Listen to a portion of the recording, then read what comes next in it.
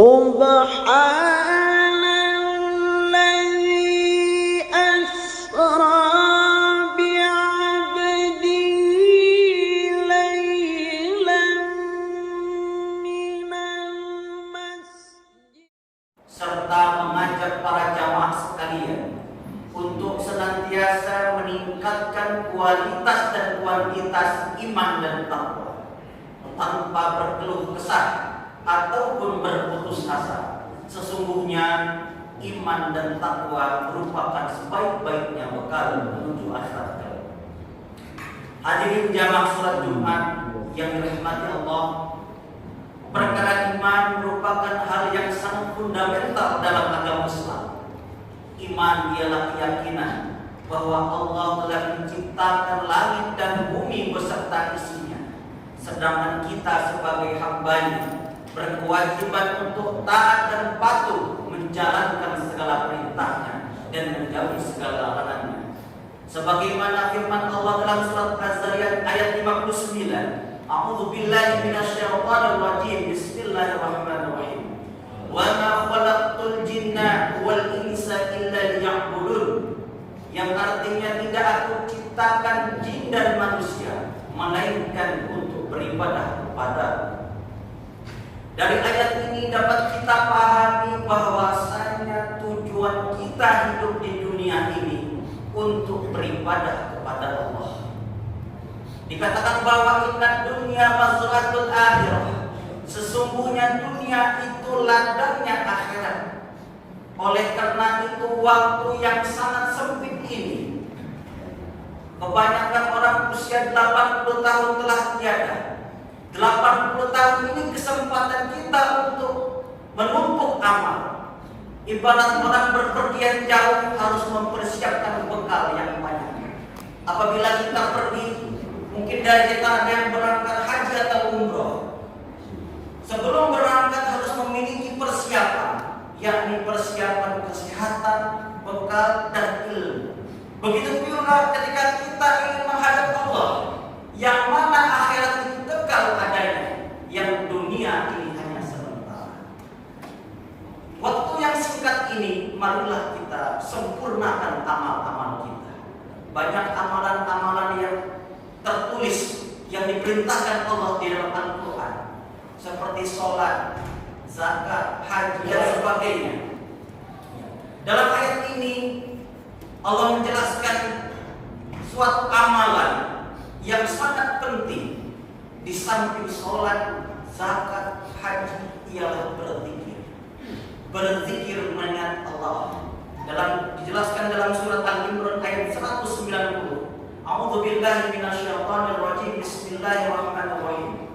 Inna fi khalqis samawati wal ardi wa ikhtilafil laili wan nahari laayatin liulil albab alladzina yadhkuruna Allaha qiyaman wa qu'udan wa 'ala junubihim wa yatafakkaruna fi khalqis samawati wal ardi rabbana ma khalaqta hadza batila subhanaka faqina 'adzabannar. Yang artinya sesungguhnya penciptaan langit dan bumi, pergantian siang dan malam, tentu ini tanda-tanda kebesaran Allah, yaitu orang-orang yang mau berpikir atas kekuasaan Allah. Sesungguhnya Allah menciptakan alam semesta ini tiada yang sia-sia. Meskipun hanya seekor nyamuk ataupun seekor semut, tentu ada manfaatnya.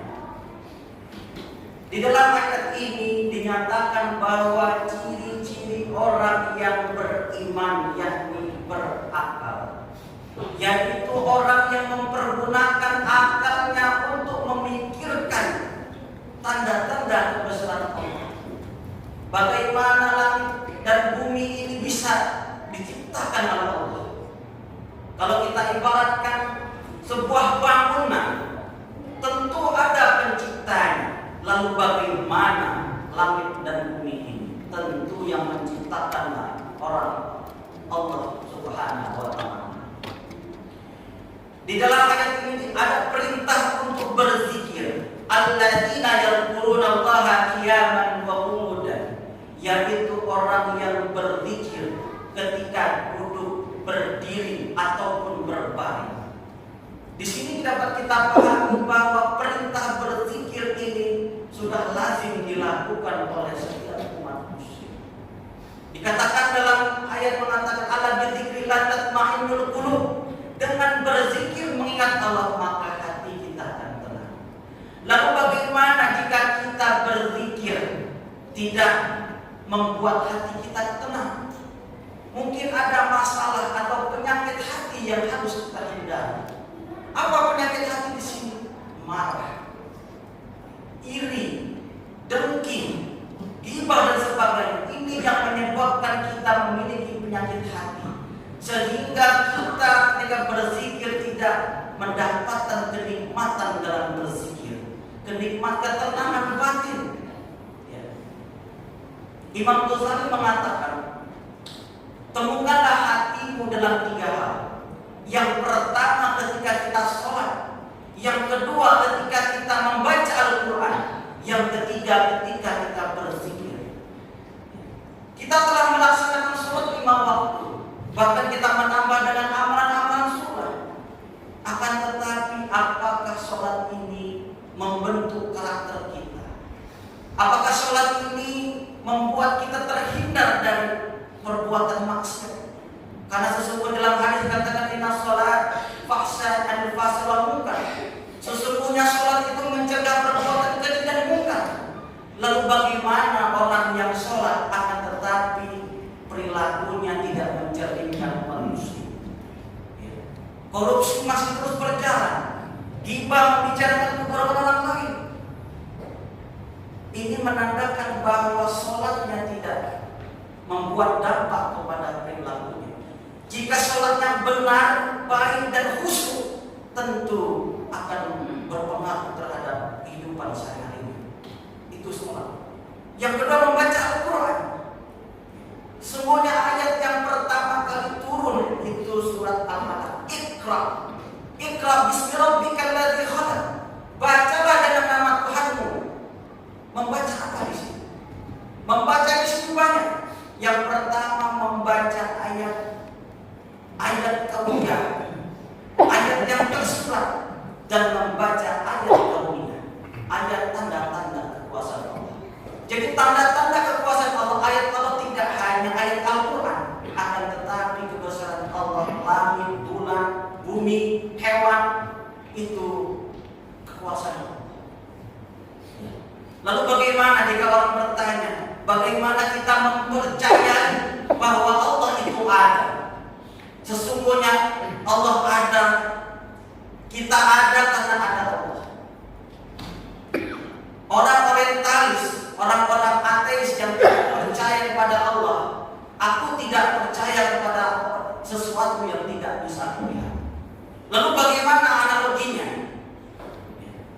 Apakah kita bisa melihat ruh yang ada di dalam kita? Tentu kita tidak bisa melihat ruh kita. Akan tetapi kita percaya bahwa itu ada. Salah satu bukti bahwa itu ada, adanya ruh di dalam diri kita, meskipun kita tidak dapat melihatnya. Yang kedua, kita meyakini kita tidak dapat melihat akal kita.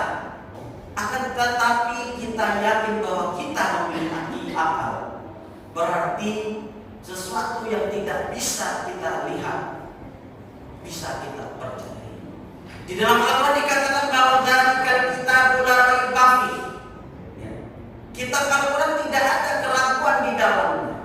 Jika umat muslim ragu terhadap Al-Quran, perlu dipertanyakan keimanannya. Karena rukun iman sendiri semuanya gaib. Allah gaib, malaikat gaib, Rasulullah gaib. Karena kita tidak pernah berjumpa Rasulullah. Hari kiamat juga gaib. Akan tetapi karena kita umat muslim, umat Islam, wajib mempercayai iman. Ya. Yang ketiga tadi, kewajiban yang harus kita lakukan selain sholat, zakat, yang berzikir setiap saat. Sesungguhnya setiap hembusan nafas kita itu kita selalu berzikir kepada Allah. Berzikir tidak hanya mengingat, akan tetapi berzikir dalam qalbu kita. dengan hati kita, dengan ruh kita. Karena sesungguhnya zikir terbagi bermacam-macam. Ada zikir lisan, hanya sekedar lisan yang mengucap. Ada zikir hati, dengan sepenuh hati dia berzikir. Ada zikir melalui jiwa, dia merenungi dengan kekuasaan Allah. Sesungguhnya kita lahir ke dunia ini tentu ada tujuannya, ya. Dan tentu pula kita ada tujuannya. Tujuan kita ialah akhirat. Marilah sama-sama kita tingkatkan amal ibadah kita untuk berjumpa kepada Allah. Faman yarju liqa'a rabbih falya'mal 'amalan shalihan. Barang siapa yang ingin berjumpa dengan Tuhannya, maka perbanyaklah amal saleh. Ya. Yang pertama sholat, yang kedua berzikir, yang ketiga membaca Al-Quran. Ya. Banyak umat Muslim tidak membaca Al-Quran. Ya, banyak sekali. Bahkan orang tua yang usia 60 tahun banyak yang belum bisa membaca Al-Quran. Lalu bagaimana kita sebagai umat Islam yang wajib untuk meyakini Al-Quran, bahkan mengamalkan, kalau kita tidak tahu membaca Al-Quran? Tentunya kita harus memiliki guru untuk belajar yang isinya Al-Quran. Setelah kita membaca Al-Quran, kita memahami Al-Quran, mentadabburi, karena banyak ayat dikatakan afala yatafakkarun. Banyak manusia tidak berpikir tentang kekuasaan Allah. Jika seseorang itu selalu berzikir, insya Allah hidupnya akan tenang, keluarganya sakinah mawaddah warahmah. Barakallahu li wa lakum fil Qur'anil Karim wa nafa'ani wa iyyakum bima fihi minal ayati wa dzikril hakim wa taqabbal minni wa minkum tilawatahu innahu huwas samiul alim. Aqulu qawli hadza astaghfirullah alladzi li wa lakum wa lisa'iril muslimina wal muslimat min kulli dhanb fastaghfiruhu innahu huwal ghafurur rahim.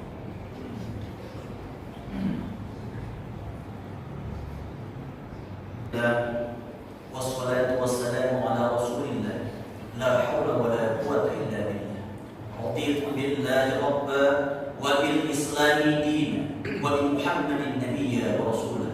Allahumma shalli wa sallim ala sayyidina Muhammadin wa ala alihi wa ashabihi wa man tabi'ahum bi ihsan ila yaumiddin.